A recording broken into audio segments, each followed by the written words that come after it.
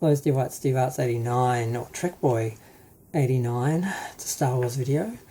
Yeah, I not quite sure what to make of The Acolyte. Now the reviews are in for season 2 and everyone is going absolutely crazy. From what I hear from John Campion's video and a few other things, that all the reviews are absolutely ecstatic and just people are going crazy about how great the show apparently is. Now this seems really odd to me. Now the cynical side says, the shield's being paid, but they could have done that with every other series. None of the other series or seasons of the other shows have this sort of praise. So there must be something real happening here. Now I know the first season a lot of people liked it, but it was a bit divisive because some people felt it strayed too far from Star Wars because it was all about the wars side of things. It's apparently a serious political drama about war. And I worry that the reason why people are responding to it is because it's just a regular drama. It's not actually a Star Wars series. It doesn't have all that silly Star Wars space stuff. It's basically a science fiction story about the current day politics and the rise of fascism and everything in a dictatorship in a Star Wars universe. So it can be done like science fiction does, contemporary politics. It doesn't actually talk about it. It puts it in another place and talks about it indirectly, directly but indirectly, if you know what I mean. That's the point of allegory and everything. So is that why people love it? Because it's very simple. They can understand what it is. It's basically just a political drama set in space, and all these people are like loving it because it's a normie thing. I can get this. I don't have to know who the Jedi are. I don't have to know who this character was or what happened in episode 1 or whatever. Because I understand it because it's about current day politics and it's just set in a Star Wars environment. Is that why everyone's going on about it and saying it's brilliant because it's not Star Wars? Kind of like how people love Deep Space Nine and say it's the best Star Trek when it's actually not Star Trek at all, because Star Trek is not about war. There is no war in Star Trek. There's no religion in Star Trek.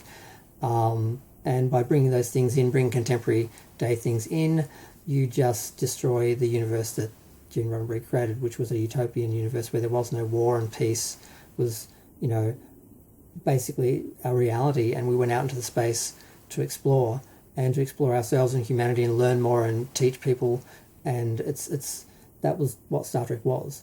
Hope for the future, something better, something to aspire to. And what Deep Space Nine was just contemporary issues just put on a space station in a Star Trek universe, and people think it's the best Star Trek because it's not Star Trek, and because they don't like Star Trek, they don't get Star Trek, and it's just contemporary issues. It's just a drama. It's set in space on a Star Trek space station, a Starfleet space station. They think it's the best Star Trek because they don't get Star Trek, they don't get science fiction, they don't like Star Trek, and they don't like science fiction because it's just a drama in space. They're like, I get it. This is for me. It's a normie show. So just like a lot of people complained about Archer being an everyman. But I know there are people who watched that show who'd never liked Star Trek, never got Star Trek, but watched that show and said, he's just like me, I get it, I can watch this now, I've got a way in. So there's something to be said for that, but not really.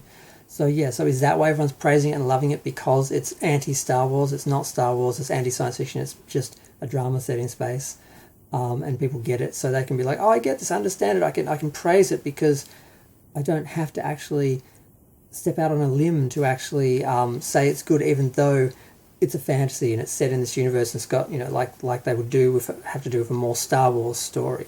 And I know there are people like, my beloved Star Wars theory who's like, I just want to see Jedi, I just want to see space ninjas or whatever they are. I don't want to see just a political drama because I can watch, political dramas, set in contemporary, I guess you can. I don't know if there even are any political dramas at the moment on TV. But so everyone's going on about it. Is this why they're going on about it? And is this a good thing or a bad thing? I think it's a bad thing for Star Wars if the only Star Wars people can get behind and support is like an anti-Star Wars that's basically just current day politics set in space, which could be any series. It could be any science fiction show. It could be Star Trek, it could be Lex, it could be freaking Andromeda, it could be Battlestar Galactica. It's just, it's not, so I think it's sounds to me like a bad thing, but I haven't seen season 1 and I haven't seen this season, so I can't actually say, and I'm just speculating and guessing, but it does sort of worry me that you have these normie sort of reactions, and there's more of them than us, unfortunately. There's more normies than there are actual fans, and there are more average, below average, intelligent, uneducated people than there are intelligent, sophisticated people who, you know, appreciate different things. So it's not necessarily a good thing when the normies get it and support it, because then we get more of that.